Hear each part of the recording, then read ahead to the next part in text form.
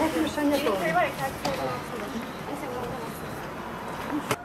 Sen ne yapıyorsun?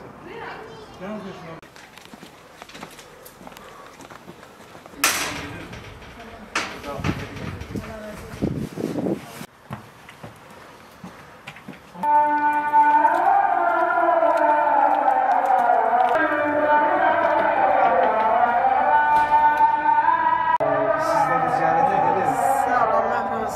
Sizleri bir ziyaret edelim. Bir öyle gıda paketi getirdik size. Sağ ol. Kaç çocuk var?